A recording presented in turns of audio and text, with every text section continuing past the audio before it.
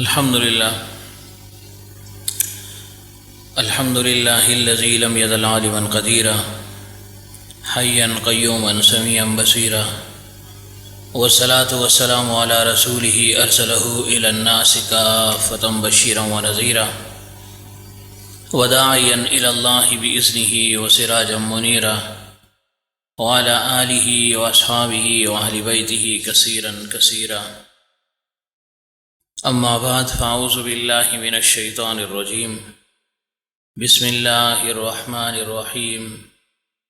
يا أيها الرسل كلوا من الطيبات واعملوا صالحا إني بما تعملون عليم.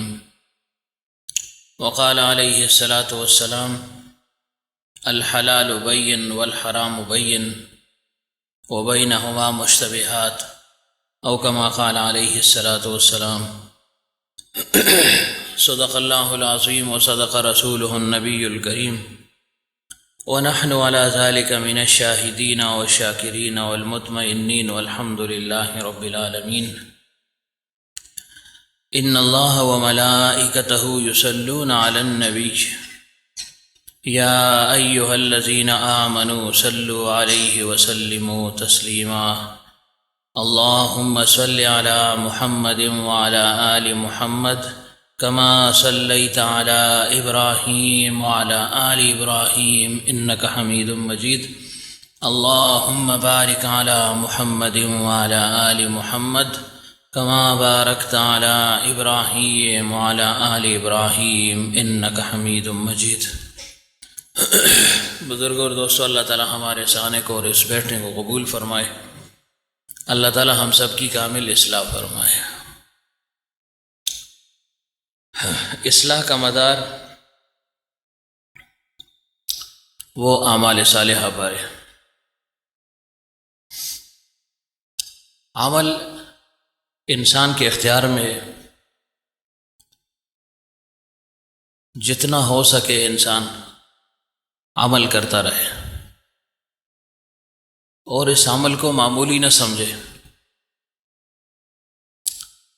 یہ جو تھوڑا بہت عمل بتلا دیا جاتا ہے،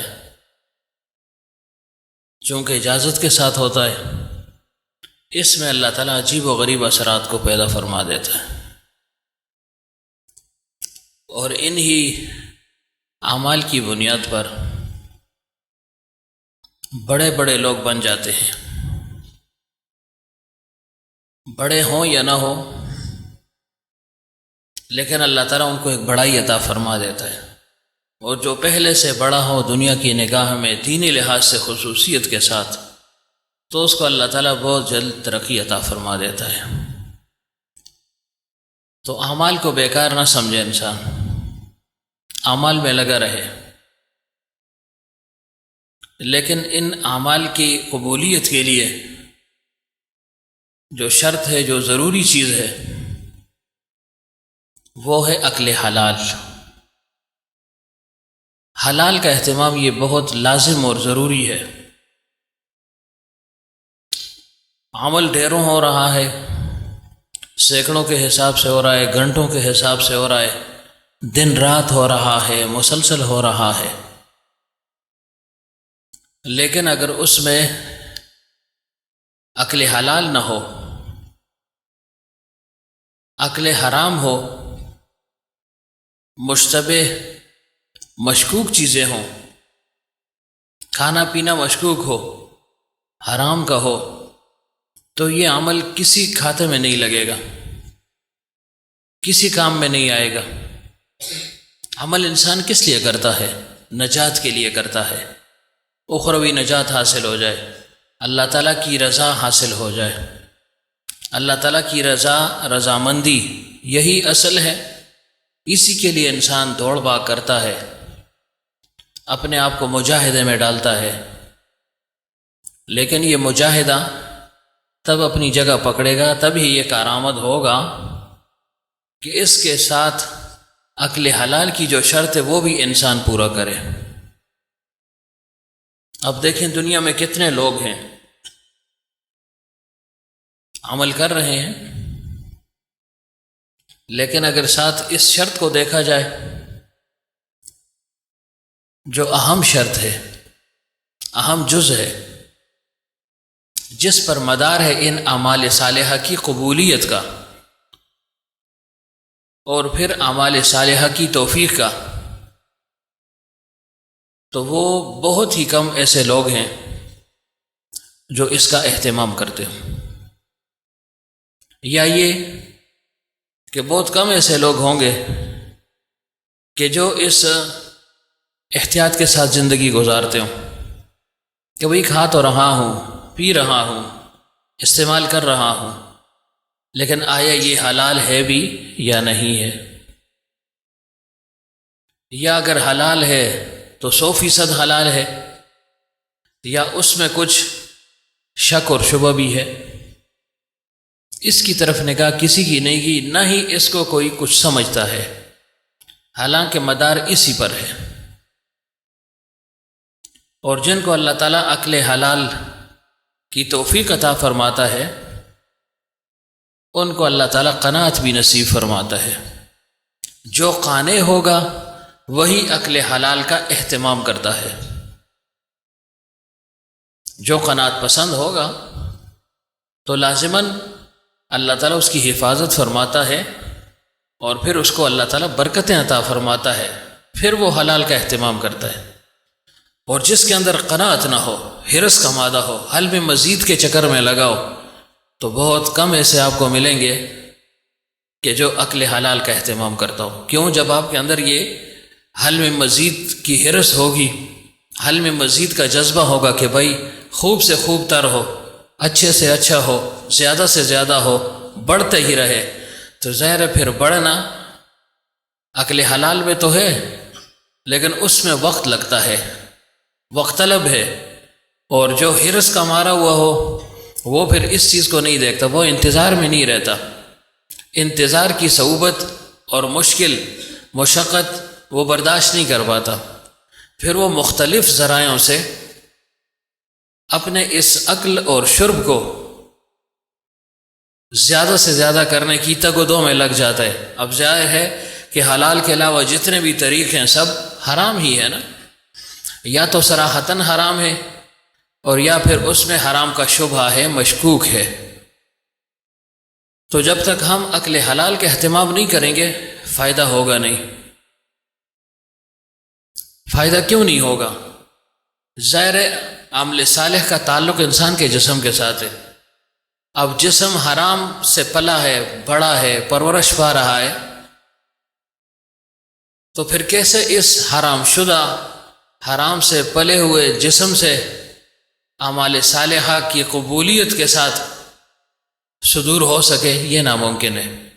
میں نے پہلے عرض کیا تھا کہ بعض اوقات اللہ تعالیٰ آزماتا ہے، انسان کو ڈھیل دے دیتا ہے، مہلت دیتا ہے۔ حرام کاری میں ایک شخص مبتلا ہے، حرام ذرائع استعمال کر رہا ہے، حرام ذرائع سے پیسہ اکٹھا کر رہا ہے، آمدن اس کی حلال کی نہیں ہے، اور ساتھ ساتھ عمل بھی کر رہا ہے۔ یہ ممکن ہے کہ عمل بھی ہو رہا ہے اور ادھر حرام بھی بڑھ رہا ہے، لیکن عمل کی قبولیت تو حاصل نہیں ہے اس کو، نا، یہ اللہ تعالیٰ اس کو آزما رہا ہے۔ اب دیکھیں، اللہ تعالیٰ نے ہمیں حلال کمانے کا حکم دے دیا ہے کہ تم نے حلال ذریعے سے کمانا ہے، حلال طریقے سے کمانا ہے، یہ میرا حکم ہے، اور حرام سے بچنا بھی ہے۔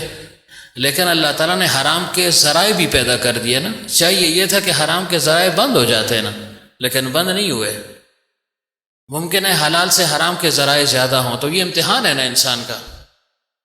ایک شخص حرام کے ذرائع کو استعمال کر رہا ہے، مال اس کا بڑھ رہا ہے، پھل رہا ہے، پھول رہا ہے، پھیل رہا ہے، کھا رہا ہے، پی رہا ہے، عیش و عیاشی کر رہا ہے، عیش و مستی میں زندگی گزار رہا ہے۔ اب ظاہر دیکھنے والا تو حیران ہوگا کہ بھئی یہ کیا ماجرا ہے، حرام ہے اور عمل بھی ہو رہا ہے اور ظاہراً ترقی بھی ہو رہی ہے۔ تو یہ اللہ تعالیٰ اتمام حجت فرما رہے ہیں اس پر، پھر اللہ تعالیٰ اس کو پکڑے گا۔ اب دیکھیں سود خور کو، دیکھیں نا، جو سود کا کاروبار کرتا ہے، سودی لین دین کرتا ہے، اس کے پاس کتنا پیسہ ہوتا ہے، اتنا کہ آپ اس کو تصور نہیں کر سکتے، لیکن پھر جب وقت آتا ہے پھر کچھ بھی نہیں رہتا۔ پھر اللہ تعالیٰ اس کو ایسا ذلیل اور رسوا کر دیتا ہے کہ عقل حیران ہو جاتی ہے، لوگ حیران ہو جاتے ہیں کہ یہ وہ آدمی ہے جو ایسے جو ہے نا پیسوں میں کھیلا کرتا تھا، ایسا اس کا کاروبار تھا، ایسی اس کی عیش و عشرت کی زندگی تھی، اب اس کے ساتھ کیا ہو گیا؟ یہ عرش سے اللہ تعالیٰ اس کو فرش پر پھینک دیتا ہے۔ تو مقصد کیا ہے کہنے کا؟ کہ اللہ تعالیٰ کو انسان نعوذ باللہ آزمائے نہ۔ ہم اپنے خیال میں آزمائش کرتے ہیں کہ چلو میں حرام کا ارتکاب کرتا ہوں، دیکھو کیا ہوتا ہے۔ اب بعض کو اللہ تعالیٰ، جو اللہ تعالیٰ کو محبوب ہوں ان کو اللہ تعالیٰ ساتھ ساتھ متنبع فرماتا رہتا ہے، کچھ نہ کچھ نقصان ان کا ہوتا رہتا ہے، جس سے ان کو خود بھی آگاہی ہوتی ہے کہ یہ میری وہ جو حرام کی کمائی تھی، مشکوک کمائی تھی، غیر حلال طریقے سے حرام ذرائع سے جو میں نے کوشش کی تھی، اللہ تعالیٰ نے اس کا بدلہ چکا دیا ہے۔ تو یہ آدمی بھی گویا اس لحاظ سے بڑا خوش بخت ہے کہ دنیا ہی میں معاملہ اس کا بے باک ہو رہا ہے۔ تو بہرحال عرض کیا کر رہا تھا کہ اللہ تعالیٰ نے ذرائع سب پیدا فرمائے ہیں، اب ہمیں اللہ تعالیٰ نے اختیار دیا ہے کہ حلال طریقے کو اپناؤ تمہاری مرضی، حرام کو اپناؤ تمہاری مرضی، دونوں کے متعلق تمہیں جزا یا سزا وہ مل کر رہے گی، چاہے میں اس کی جزا اور سزا دنیا میں دوں، چاہے اس کو آخرت تک میں مؤخر کر دوں، یہ مرضی اللہ تعالیٰ کی اپنی ہے۔ لیکن چونکہ ہم اصلاح کے لیے آئے ہیں اور اصلاح کے طلبگار ہیں، تو ہمیں ان چیزوں کا خصوصیت کے ساتھ اہتمام کرنا ہوگا، خصوصیت کے ساتھ، یعنی جہاں کوئی مجمل بات ہو، مبہم بات ہو، اس کو چھوڑنا ہوگا، چونکہ نسبت اونچی ہے نا۔ اب دیکھیں یہ واقعہ غالباً میں نے وہاں ذکر کیا تھا، یہاں نہیں ذکر کیا میں نے۔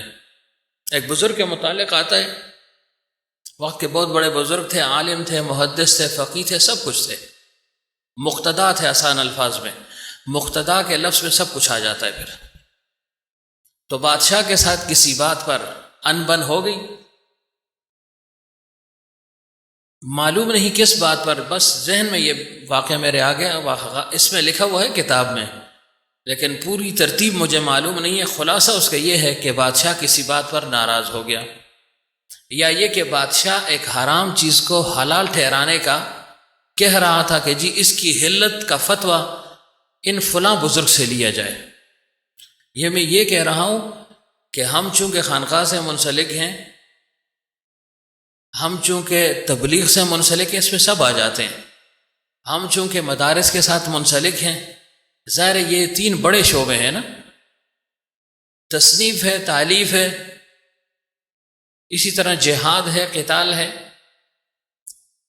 لیکن ان کا دورانیہ محدود ہوتا ہے نا، اور یہ گویا تسلسل کے ساتھ ایک عمل جاری ہے۔ تو چاہے اس کا تعلق مدرسے کے ساتھ ہو، درس و تدریس کے ساتھ ہو، چاہے اس کا تعلق دعوت و تبلیغ کے ساتھ ہو، اور چاہے اس کا تعلق تصوف، تزکیہ اور سلوک کے ساتھ ہو، لیکن چونکہ ہم براہ راست سلوک کی طرف ہماری نسبت ہے، تو ہمیں جو مباح چیزیں ہیں نا اس میں بھی احتیاط برتنے کی ضرورت ہے۔ دیکھیں صراحتاً جو چیز حرام ہے وہ سب کے لیے حرام ہے، چاہے وہ مولوی ہے یا غیر مولوی ہے، بزرگ ہے یا غیر بزرگ ہے، نفس مسلمان کے لیے حرام چیز سے بچنا لازم اور ضروری ہے۔ اب خصوصیت کیسے پیدا ہوگی، تخصیص کیسے ہوگی؟ کہ ظاہر ہے جو لوگ دین کے ساتھ خصوصیت کے ساتھ وابستہ ہیں، پھر جن کو مقتدائیت حاصل ہے، جن پر لوگوں کو ایک تکیہ ہے، جو لوگوں کے پیشوا ہیں، امام ہیں، لوگ ان کے پیچھے چلتے ہیں، لوگ ان کی اقتداء کرتے ہیں، ان کو تو از حد احتیاط کی ضرورت ہے۔ وہ پھر یہ نہیں دیکھیں کہ جی یہ تو صراحتاً حرام نہیں ہے، ہاں یہ ہو سکتا ہے کہ لوگوں کی سہولت کے لیے وہ فتویٰ دے دیں، لیکن خود ان کو چاہیے کہ وہ تقوی پر عمل کریں۔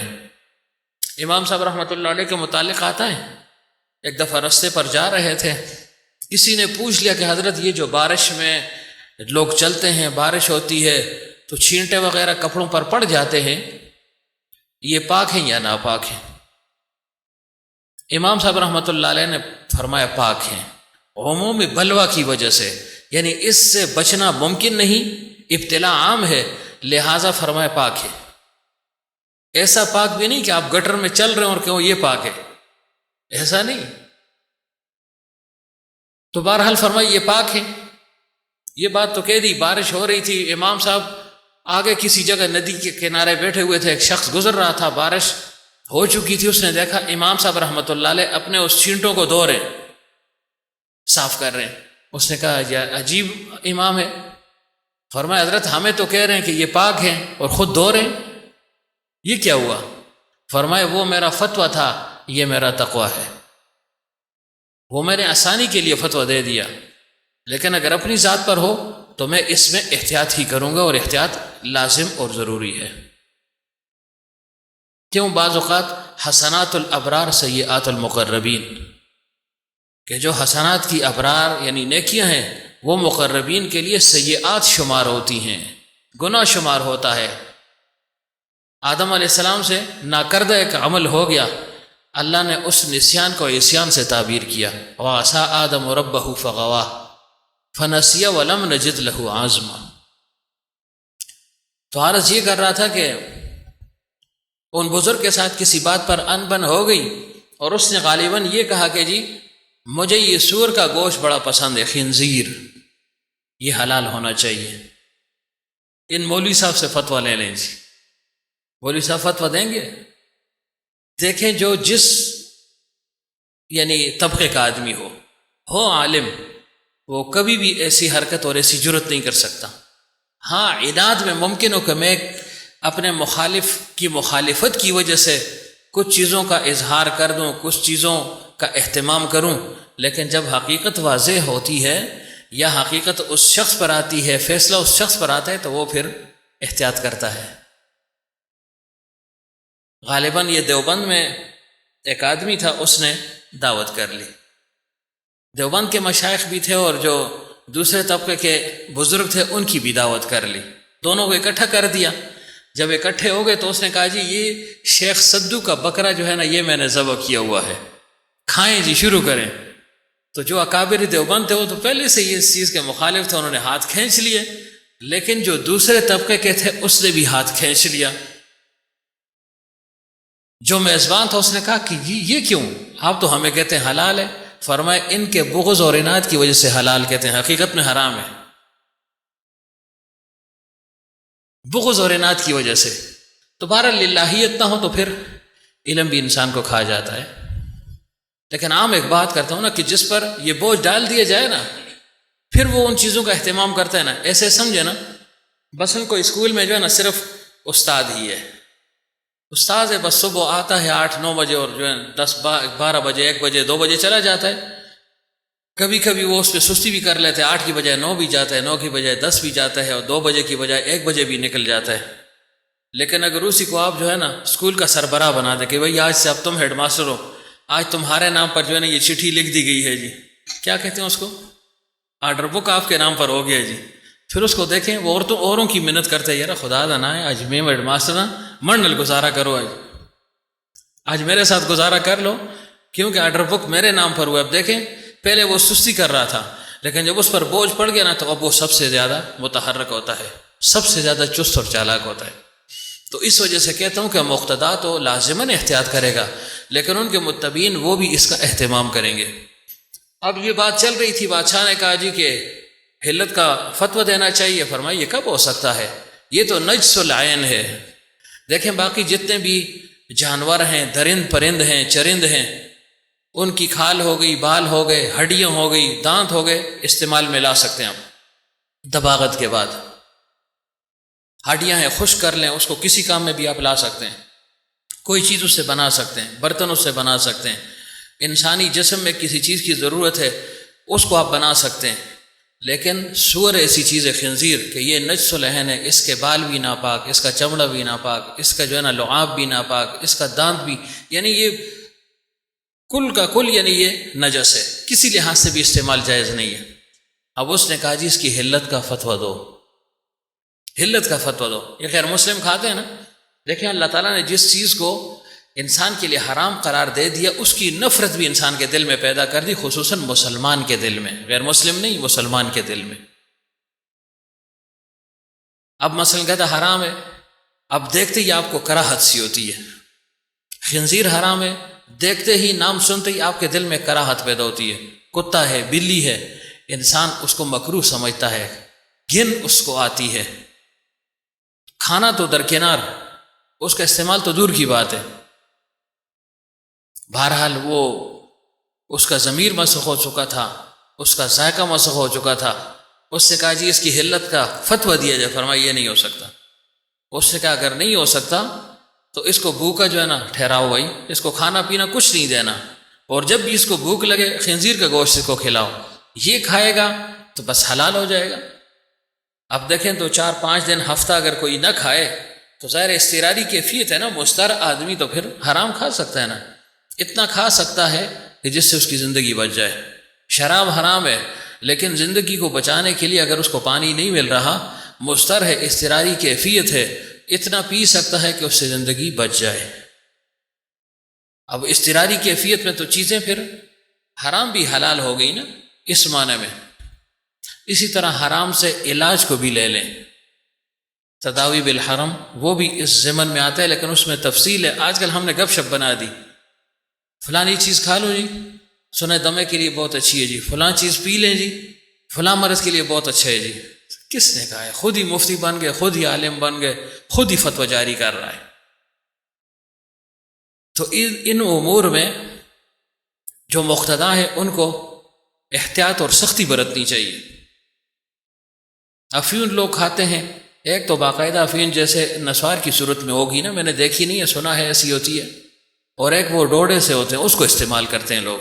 ممکن ہے بعض کہیں یہ جائز ہے، لیکن اگر آج سے ایسے کہتے ہیں جائز ہے، سب لوگ شروع ہو جائیں گے۔ اب یہ دن آ گئے اس لیے کہہ رہا ہوں، کھانسی شروع ہو رہی ہے، زکام ہے، لوگ کہتے ہیں زکام کے لیے بہترین علاج ہے۔ بہترین علاج تو ہے نشہ ہے اس میں نا، تو تم علاج کے لیے نشے کے لیے استعمال کر رہے ہو، نام اس کو جو ہے نا تم نے علاج کا دے دیا ہے۔ مجھ سے اکثر لوگ پوچھتے، میں کہتا ہوں نہیں، اس کے لیے آپ کو جو ہے نا دارالفتاح جانا ہوگا، لکھ کر دو، کل ہمارے پیچھے جو ہے نا ڈرامے کرو گے۔ بہرحال عرض یہ کر رہا تھا کہ اس بزرگ کو بہت زیادہ تنگ کر دیا، بھوک اور پیاس کی جب شدت ہو گئی تو ان کے آگے آ کر جو ہے لا کر انہوں نے خنزیر کا گوشت رکھ دیا۔ کب ان کا ہاتھ جا رہا تھا، لوگ کھڑے تھے، لوگوں نے کہا جی اگر یہ بزرگ کھا لیں گے تو ہم بھی آئندہ کے لیے استعمال کریں گے، پھر جائز ہوگا، ورنہ ہم نہیں استعمال کرتے، صرف بادشاہ کے کہنے پر۔ بادشاہ اس چیز کا مجاز ہی نہیں ہے کہ وہ دینی معاملات میں مسائل میں فتویٰ دے، فتویٰ بازی اس کا کام ہی نہیں ہے، یہ اپنی طرف سے جو ہے نا فتویٰ بازی کرے گا۔ تو ظاہر ہے ہر جگہ پر اچھے لوگ بھی ہوتے ہیں، برے لوگ بھی ہوتے ہیں نا، سب ایک جیسے نہیں ہوتے۔ تو ان میں جو ایک آدمی تھا، جو افسر تھا، داروغہ تھا جیل کا، بڑا نیک اور پارسا آدمی تھا، اور اس کو اس بزرگ پر بڑا ترس بھی آیا، کیوں ہو اس بیچارے کو جو ہے نا مفت میں گھسیٹا ہوا ہے، اپنے مقصد کے حصول کے لیے اب اس سے جو ہے نا ناجائز کام کروانے کی کوشش کر رہا ہے، اس کو مجبور کر رہا ہے۔ تو اس نے کہا حضرت اب یہ آدمی آپ کو چھوڑے گا نہیں، اور اس نے بالآخر یہ فیصلہ کیا ہے کہ یا تو تم خنزیر کا گوشت کھاؤ گے یا مرو گے، تو ہم آپ کو مرتا دیکھنا نہیں چاہتے۔ میں ایک ہیلا اور تدبیر کرتا ہوں۔ ہیلا اور تدبیر کیا ہے کہ میں ان سب سے چھپ چھپا کر بکری یا بکرا لے آؤں گا، آپ اس کو اپنے ہاتھ سے ذبح کر لیں تاکہ آپ کو تسلی ہو، حلال چیز ہے، آپ اس کو ذبح کر لیں گے، میں اس کو صاف کروا دوں گا اور باورچیوں کے حوالے کر دوں گا، اچھی طرح یہ پکا لیں گے، بات ہمارے درمیان رہے گی، میں بھی ان کو خوب تاکید کر لوں گا کہ اس بات سے بادشاہ کہیں باخبر نہ ہو جائے، اس کو خبر نہ پہنچ جائے، کیوں پھر سب کی خیر نہیں ہے۔ اور جب آپ کے سامنے خنزیر کا گوشت لا کر رکھیں گے جیسے اس کا حکم ہوگا، تو ہم یہ پکا ہوا گوشت آپ کے سامنے رکھ دیں گے، آپ کھا لینا، آپ کی جان بھی بچ جائے گی اور بادشاہ کی قید سے بھی چھوٹ جائیں گے، تو یہ اذیت اور تکلیف کی زندگی ختم ہو جائے گی۔ فرمائے چلو ٹھیک ہے۔ حضرت کے سامنے بکرا لایا گیا، حضرت نے اس کو ذبح کر دیا، صفائی وغیرہ کروا دی گئی، بوٹیاں کروا دی گئیں، باورچیوں سے کہہ دیا، مطبخ والوں سے، کچن والوں سے کہ بھائی دیکھو یہ گوشت بڑے اہتمام کے ساتھ پکانا ہے اور کسی کو اس راز کا علم نہیں ہونا چاہیے، ورنہ تمہاری بھی گردن ماری جائے گی، کیوں بادشاہ کے ساتھ یہ خیانت ہوگی۔ اور جب بادشاہ کہے کہ بھئی اس کے سامنے خنزیر کا گوشت رکھو، تو تمہیں معلوم ہوگا کہ یہ حلال ہے، وہی بکرا ہے جو ابھی ذبح کیا گیا، تم نے اٹھا کر یہ گوشت رکھ دینا ہے۔ تو حضرت کو تو پہلے سے علم ہوگا، ہم اشارہ بھی کر لیں گے کہ حضرت کھائیے، جب وہ کھا لیں گے تو بات ختم ہو جائے گی۔ ظالم آدمی ہے، کچھ تدبیر تو کرنی ہے نا۔ جیسے انہوں نے مشورہ کیا تھا اس مشورے پر عمل ہو گیا. جو وقت مقررہ تھا بادشاہ نے کہا بھائی اس شخص کو نکالو باہر، یا تو آج یہ گوشت کھائے گا یا اس کو قتل کر دیا جائے. جب گوشت ان کے سامنے لا کر رکھا گیا تو حضرت اس گوشت کو ایسے دیکھ رہے تھے، لوگوں کو بھی دیکھ رہے تھے. ظاہر سب لوگ کھڑے تھے باہر، بادشاہ بھی ہے، یہ داروغہ بھی ہے، افسر بھی ہے، باورچی بھی ہے، سب ہیں. لیکن حضرت کھانے کی طرف ہاتھ نہیں بڑھا رہے. باورچیوں نے، افسر نے اشارہ کیا کہ حضرت کھائیے، یہ تو وہی ہے جو آپ نے خود ذبح کیا تھا. مطلب یہ تھا کہ یہ خنزیر والا گوشت نہیں ہے. بادشاہ کو علم نہیں ہے، وہ سمجھ رہا ہے خنزیر کا ہے لیکن اصل میں نہیں ہے، آپ اس کو کھا لیں. ایک دفعہ اشارہ کیا، حضرت خاموش. 2 دفعہ، 3 دفعہ، ایسے 10 15 20 منٹ گزر گئے. حضرت کھانے کو ہاتھ نہیں لگا رہے، دیکھ رہے ہیں کھا نہیں رہے، اور لوگوں کو بھی دیکھ رہے ہیں کہ ان کے کیا تاثرات ہیں. لوگ انتظار میں کہ کھائیں گے تو بس جائز ہو جائے گا، ہم بھی کھائیں گے. وقت گزر گیا، بادشاہ کا پارا چڑھ رہا ہے کہ دیکھو میں نے تمہیں کہا نہیں تھا یہ نہیں کھائے گا، بس اس کی جو ہے نا آج زندگی کی جو ہے نا آخری شام ہے، بس اس کو قتل کر دو، لے جاؤ اس کو. حضرت کو پکڑا، بزرگ کو لوگوں نے جو ہے نا گھسیٹنے لگے. یہ جو داروغہ تھا یہ بھی ساتھ ساتھ چل رہا تھا. اس نے کہا حضرت خاموشی کے ساتھ کہہ رہا تھا آپ نے گوشت کھایا نہیں، حالانکہ آپ نے اپنے ہاتھ سے اس بکرے کو ذبح کیا تھا، حلال گوشت تھا، اور ہم اشارہ بھی کر رہے تھے. کیا آپ کو مجھ پر یقین نہیں تھا؟ کیا میں نے آپ کے ساتھ خیانت کی ہوگی اس وجہ سے نہیں کھا رہے تھے؟ فرمایا نہیں، تیری بات پر پورا یقین تھا، صداقت کے ساتھ تو نے یہ سب کام کیا، دیانت کے ساتھ کیا، امانت کے ساتھ کیا، خیرخواہی کے جذبے کے ساتھ کیا. لیکن فرمایا دیکھو بات یہ ہے، مجھے اور تجھے معلوم تھا کہ یہ حلال ہے، لوگوں کو کیا پتہ کہ یہ حلال ہے یا حرام ہے؟ لوگوں کو کیا علم تھا کہ یہ بکرا ہے یا یہ سور کا گوشت ہے، خنزیر کا؟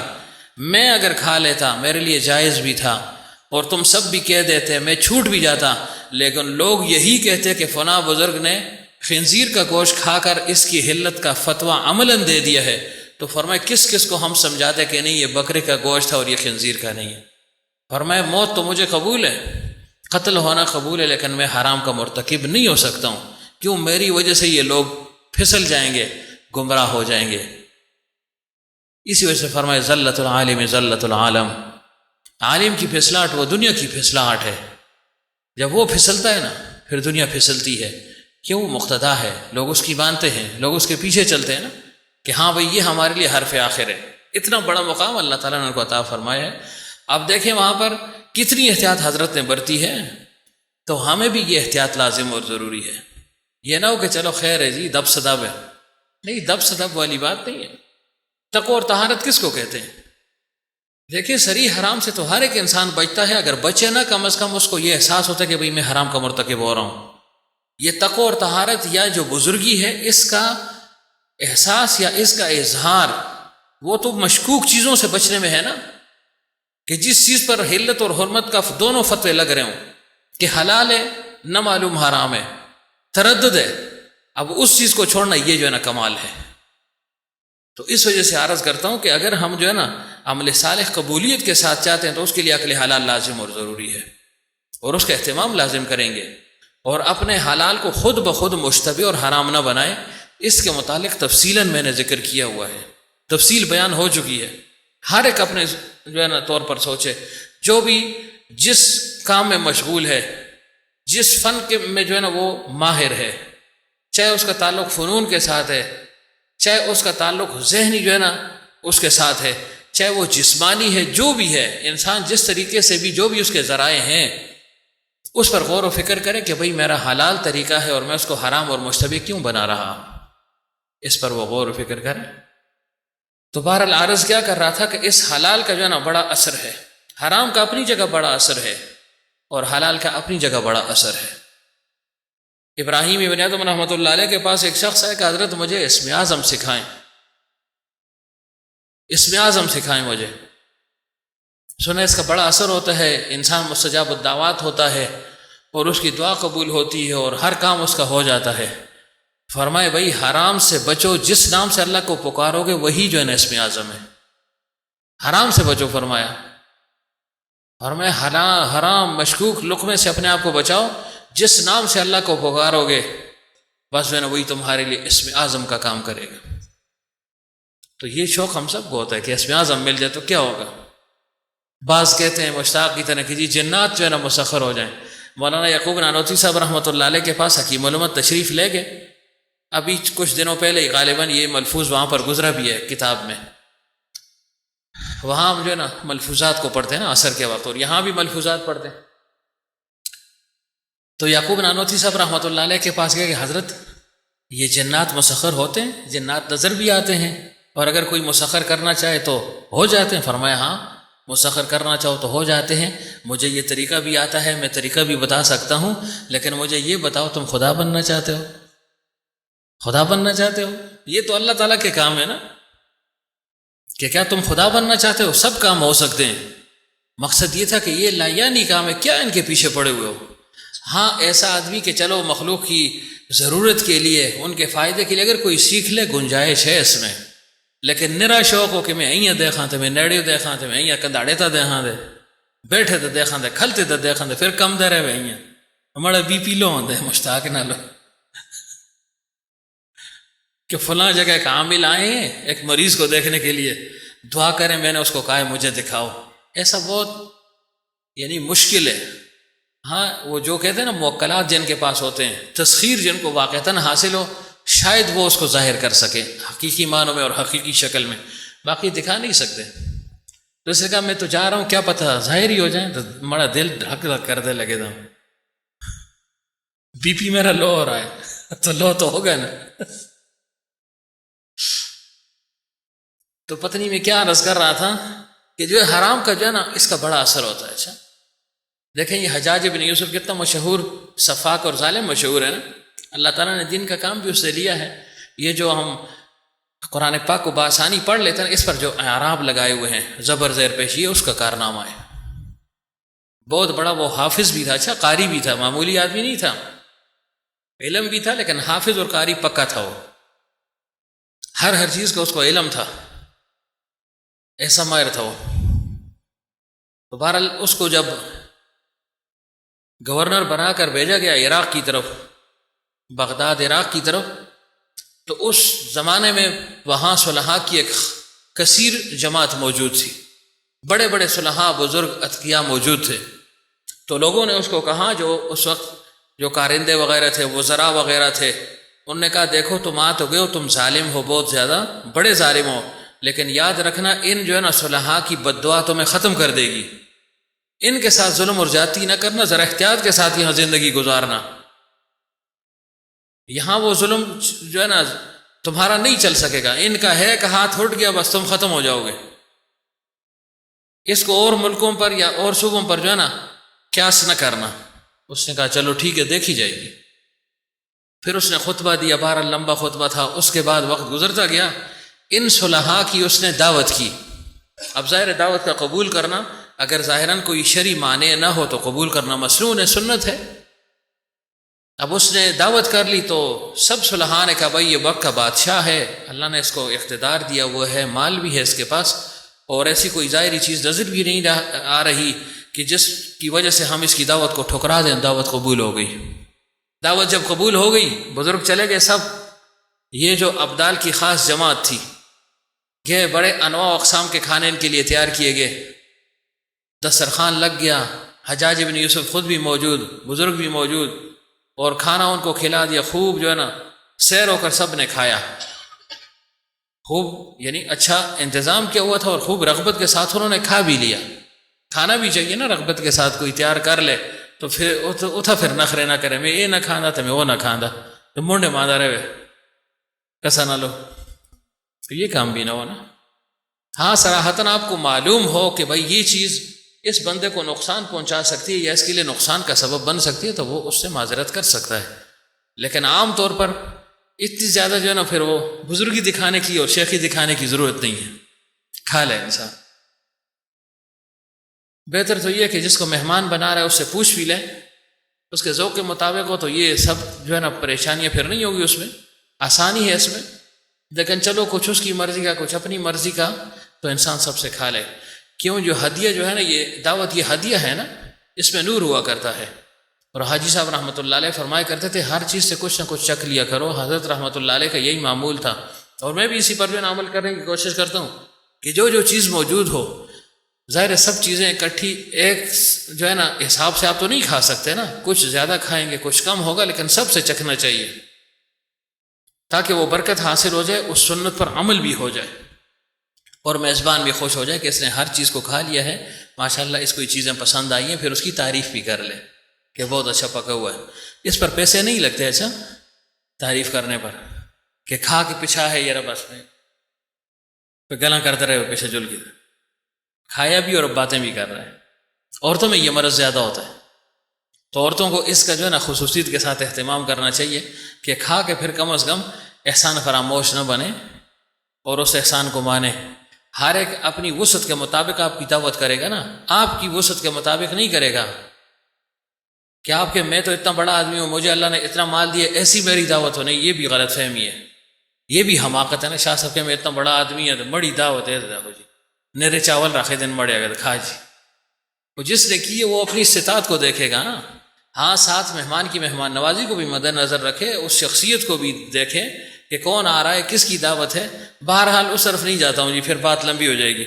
تو عرض یہ کر رہا تھا کہ کیا بات تھی، ہاں حجاج ابن یوسف نے ان کو جو ہے نا کھانا کھلا دیا، خوب کھانا جب ہو گیا اور جب مجلس برخاست ہوگی، اس نے کہا الحمدللہ، حجاج ابن یوسف نے کہا الحمدللہ تمہاری بد دعا کے اثر سے میں نکل گیا، بس یہ میرا مقصد تھا۔ سب بڑے پریشان ہو گئے کہ یا اللہ کیا ہو گیا ہے؟ اس سے کہا تم نے تحقیق ہی نہیں کی کہ کس بات پر الحمدللہ کہا، کیوں کہا؟ کہا اس بات پر کہا کہ تم نے تحقیق نہیں کی اور کھانا کھا لیا۔ انہوں نے کہا ظاہراً تحقیق کی ضرورت نہیں تھی۔ اس نے کہا ہاں یہی بات ہے، میں نے یہ کھانا تمہیں کھلایا ہے، یہ بیت المال سے میں نے رقم لی ہے، اس سے تمہارے لیے کھانا تیار کروا کر تمہیں کھلا دیا ہے۔ اب بیت المال کا کھانا ہر ایک کے لیے تو حلال نہیں ہے نا، کوئی پیو دا خزانہ تے نہیں دادے دا یہ رکڑ ہو دے کھا دے رہو، پاکستان دا خزانہ جس سے ہاتھ لگ گیا ٹھیک ہے جی نمور پئی دی وس گئے۔ تو اب دیکھیں جب اس نے یہ کہا نا کہ واقعی یہ تو میں نے تو آپ کو حلال کھلانا ہی نہیں تھا، اب اتنا جو ہے نا وہ فقیہ تھا، اتنا سمجھدار تھا، اسے پتہ تھا جب حرام ان کے پیٹ میں جائے گا تو کچھ بھی قبول نہیں ہوگا،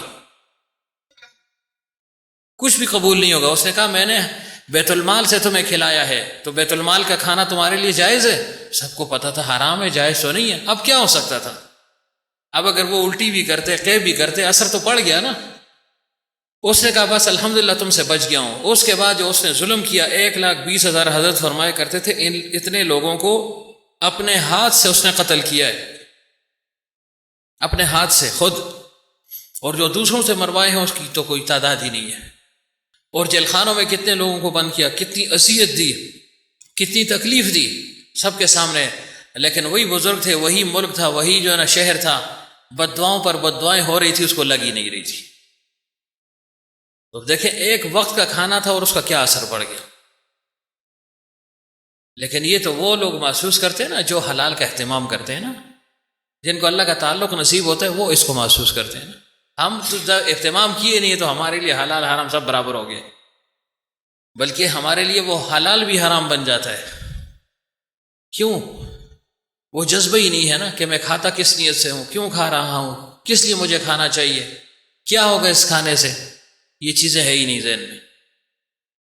دوبارہ اللہ تعالیٰ ہمیں حلال کی توفیق عطا فرمائے، حرام سے بچائے۔ دیکھیں یعقوب بن انوتھی سے رحمۃ اللہ علیہ کا واقعہ فرمایا، دیکھیں یہ حرام کا اتنا اثر ہوتا ہے، جب آپ اہتمام کریں گے نا پھر اثر محسوس ہوگا۔ چونکہ اب تک ہم بے فکر ہیں نا، بے فکری ہے، یہ پرواہ ہی نہیں ہے جی کہ حلال ہے یہ حرام ہے، تب وہ اثر ہمیں نظر نہیں آ رہا، ورنہ اثر تو ہو رہا ہے۔ تو یعقوب بن انوتھی صاحب رحمۃ اللہ علیہ گھر میں تشریف فرما تھے کہ گھر والوں نے ایک لڈو لا کر پیش کر دیا، مٹھائی تھی لا کر پیش کر دی۔ حضرت نے جو ہے نا اٹھائی کہ بھائی گھر والوں نے دی ہے تو کون تحقیق کرتا رہے گا کہ کہاں سے آئی ہے، کیا ہوا، یہی سوچا ہوگا کہ گھر والوں نے لائی ہوگی، کوئی لایا ہوگا اڑوس پڑوس میں سے، تو ظاہر ہے انسان ٹوہ میں تو نہیں لگ سکتا نا کہ ہاں یہ حرام کما رہا ہے یا جو ہے نا حلال کما رہا ہے۔ اگر کسی پر شک شبہ ہو بھی تو اس سے براہ راست پوچھنا بھی نہیں چاہیے، کسی اور ذریعے سے اس کی تحقیق انسان کر لے احتیاط کے لیے۔ تو بہرحال حضرت نے وہ لڈو کھا لیا۔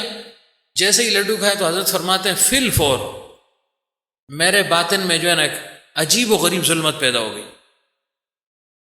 ظلمت پیدا ہوگی، ظلمت ان کے لیے کہ جو پہلے نورانیت دیکھ چکے تھے نا. ظلمت کے اوپر ظلمت ہو تو کیا ہے، اس کو کیا احساس ہو سکتا ہے. تو حضرت فرماتے ہیں فل فور میرا وہ باطن، وہ جو نورانیت تھی، وہ جو کشش جاذبیت اعمال کی بالکل ختم ہو گئی. میں بڑا پریشان ہو گیا، یا اللہ کون سا گناہ مجھ سے ہو گیا، کس گناہ کی پاداش میں یہ حلاوت اور لذت تو نے چھین لی، اور اب مجھے جو ہے نا عجیب و غریب وسوسے آ رہے ہیں. فرمایا کہ اس عمر میں کہ لوگ مجھے مقتدا بزرگ نہ معلوم کیا کیا کہتے ہیں، شیخ الحدیث فلاں فلاں. فرمایا میرے دل میں یہ خیال پیدا ہو رہا تھا کہ کوئی دوشیزہ ہو، جوان عورت ہو، اور میں اس کے ساتھ زنا کر لوں. فرمایا یہ بات میرے دل میں بار بار اٹھ رہی تھی. میں نے بڑا استغفار کیا لیکن وہ اثر ختم نہیں ہو رہا تھا، اللہ سے گڑ گڑا بھی رہا تھا. پھر میں نے گھر والوں سے پوچھا بھائی تم نے مجھے لڈو کھلایا کہاں سے آیا تھا؟ پہلے تحقیق کی نہیں، پوچھا نہیں تھا، لیکن اس اثر کے بعد میں مجبور ہو گیا کہ پوچھ تو لوں. تو گھر والوں نے کہا یہ پڑوس میں ایک عورت ہے، غالباً کوئی طوائف ہے، اس کے گھر سے آئے تھے. فرمایا انا للہ و انا الیہ راجعون. آپ نے بتایا نہیں ہے، یہ تو مشکوک کیا کہ جو ہے نا حرام در حرام تھا، اور تم نے مجھے یہ کھلا دیا. یعقوب نانوتوی رحمۃ اللہ علیہ فرماتے ہیں 40 دن تک میں استغفار کرتا رہا، نمازیں بھی پڑھتا رہا، ذکر بھی کرتا رہا، معمولات بھی کرتا رہا، درس و تدریس بھی کرتا رہا، لیکن 40 دن میں کوئی ایسا دن نہیں گزرا کہ جس میں میرے دل میں یہ خیال نہ گزرا ہو کہ کوئی عورت ہو اور میں اس کے ساتھ زنا کر لوں. 40 دن کے بعد فرمائے جا کر اس کا اثر ختم ہوا. تو ایک لقمے کا یہ اثر ہے، اور پھر لقموں پر لقمے ہو، دن رات اسی میں جو انسان پلے بڑھے، خود جو ہے نا انسان اس پر غور و فکر کرے نا. لیکن دیکھیں حلال کا بھی تو اثر ہے نا. عبداللہ شاہ ایک بزرگ تھے، ایک عام آدمی تھا، لیکن ان صفات کی وجہ سے بزرگ ہو گیا، بن گیا تھا. اس کی کیا عادت تھی شاہ صاحب؟ وہ یہ کیا کرتا تھا، وہ گھاس بیچا کرتا تھا. کہیں جو ہے نا چلا جاتا تھا پہاڑ میں، گھاس وغیرہ کاٹ لیا کرتا تھا، گٹھا سا بنا لیا کرتا تھا، اس کو بازار لے آتا، اس کو فروخت کیا کرتا تھا. یہ اس کا گویا مشغلہ تھا، کاروبار تھا. اچھا اب یہ مولانا حضرات یہاں پر پتہ نہیں بیٹھے ہوئے کتنے حضرات تو اٹھائیں، مجھے پتہ تو لگے نا کتنے حضرات ہیں. ایک وہ ناصر صاحب کے پاس بیٹھے ہوئے ہیں، ایک یہ ہو گئے 2 اور بھی ہیں، یعنی آج کم ہو گئے 3 اور بھی ہوں گے. چلو ٹھیک ہے، 3 تو ہے ہی ہے نا، 3 تو پوری جماعت ہے نا. ایک شیطان 2 اور 3 جماعت ہو گئی. ٹھیک ہے جی، اور بھی ہوں گے، نیم ملا خطر ایمان تو بہت سارے. وہ یہ تحقیق کریں کہ آیا یہ جو پہاڑوں پر خودرو جو گھاس ہوتی ہے، اس کو جو ہے نا کاٹ سکتے ہیں نہیں کاٹ سکتے، کوئی اس کو اپنی ملکیت ثابت کر سکتا ہے یا نہیں، وہ الگ سا مسئلہ ہے. یہ ہارون بھی ہے نا. تو خودرو کے متعلق آپ بدماشی نہیں کر سکتے کہ ہاں نہ کری نہ کپی، یا یہ جڑے کیا آتے ہیں سب پولو تمنگ سے ہوئی بنیا تجڑوں دے پتہ نہیں. بہرحال تحقیق کر لیں آپ، ہر جائی بدماشی تو زور دی ضرورت بھی نہیں نا. یہ نہ آ کہ جی وہ پہاڑ پر جا رہا تھا پتہ نہیں کس کا کاٹ رہا تھا. خودرو ہے نا، ایک چیز خود اگ رہی ہے، اس کے احکامات الگ سے ہیں. ٹھیک ہے نا. ہارون اس پہ آج جو ہے نا تم نے تحقیق کر کے رات کو مجھے بتانا ہے. مفتی صاحب آپ نے بھی پہلے بھی آپ کو ایک مسئلہ والے کیا تھا، وہ بھی آپ نے بغیر پوچھے اور بتلائے جو ہے نا پوچھ پاچھ کیے ہوئے غلط سلط بتلا دیا تھا، اور جو ہے نا تہمت کسی اور پر لگا دی تھی. یہ مفتی صاحب کو کہہ رہا ہوں، یہ اس وجہ سے کہہ رہا ہوں کہ احتیاط برتے. اپنے پر ہوتی نا تو پھر تو یہ نہ کہتے، لیکن کہا فلانے آئے بیچارے کو پوچھی دی نہ سہنا یہی مار چھوڑی اس سے ذرا تھا. تو بہرحال حضرت یہ کیا کرتے تھے، وہاں سے گٹھا جو ہے نا لے آتے تھے، بازار میں فروخت کرتے. لیکن دیکھیں یہ حلال تھا نا، بالکل صاف ستھرا، کہ بھائی اس کوئی آمیزش نہیں تھی، کسی کی چیز نہیں تھی. اب اس کا طریقہ کیا ہوا کرتا تھا، لوگ جو ہے نا سارا دن صبح سے انتظار کرتے کہ فلاں بزرگ عبداللہ شاہ اس کا جو ہے نا گھاس ہم لیں گے. اس کے گھاس میں عجیب جو ہے نا برکت ہے. جب ہم جو ہے نا بھینسوں کو کھلاتے ہیں تو اس کا جو ہے نا وہ دودھ زیادہ ہوتا ہے، برکت زیادہ ہوتی ہے، تھوڑے چارے پر جو ہے نا ان کا گزارا بھی ہو جاتا ہے. ان ساری برکات کی وجہ سے لوگ انتظار کرتے. اب جیسے ہی ان کو لوگ دیکھتے نا تو ایک دوڑتا جی، دوسرا دوڑتا، تیسرا دوڑتا جی، بس جو ہے نا لوگ جگڑ پڑتے. ایک آتا میں کہنا دعاسی میں کہنا جی.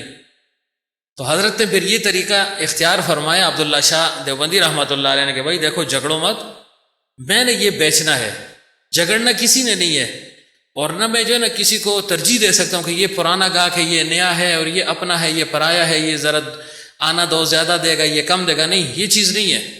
بس آئندہ کے لیے یہ قانون ہے کہ جیسے میں یہاں پہنچوں نیچے اتر جاؤں، انہوں مکتن نکی بھی چی بند کرو، جب میں نیچے اتر آؤں اور تم مجھے دیکھ لو کہ یہ اب آ رہا ہے قریب، تو آپ نے دوڑ لگانی، ایک دوسرے کو گرانا نہیں ہے۔ جو بھی پہلے آئے گا، جس کا ہاتھ میرے اس گٹھے پر گھاس پر پڑ جائے گا، بس میں وہیں پر جو ہے اس کو رکھ دوں گا۔ یہ حضرت کا طریقہ تھا کہ جگڑنا نہیں ہے، ایک دوسرے کو گرانا نہیں ہے، ایک دوسرے کو کھینچتانی نہ ہو، بس جو بھی پہلے دوڑے گا اور گھاس کے ساتھ ہاتھ لگائے گا، گھاس اس کا۔ ہاں جی ٹھیک ہے، جیسے لوگ دیکھتے کہ حضرت آ گئے، بس ایک جو جتنا تیز ہوتا جا کر ہاتھ لگا دیتا، حضرت ادھر یہ نہیں کہ ذرا صبر کر سیٹا تک پہنچا گیا نا، نہیں، بس ادھر ہی جو ہے نا اس گھاس کے گٹھے کو پھینک دیتے کہ یہ لو بھائی، 6 پیسے دے دو۔ 6 پیسے میں گڈھا جو ہے نا حضرت بیچ دیا کرتے تھے، اور لوگ جو ہے نا اس پر جو ہے نا ایک دوسرے کے ساتھ لڑائیاں کرتے، کوشش ہوتی کہ بھائی مجھے مل جائے۔ ان 6 پیسوں کا حضرت کیا کیا کرتے تھے؟ 2 پیسے اسی وقت صدقہ اور خیرات کیا کرتے تھے۔ لکازان تدیشی، اس وقت صدقہ خیرات، آپ کے دوست کو کہہ رہا ہوں کہ اس وقت 2 پیسے اسی وقت صدقہ اور خیرات کر دیا۔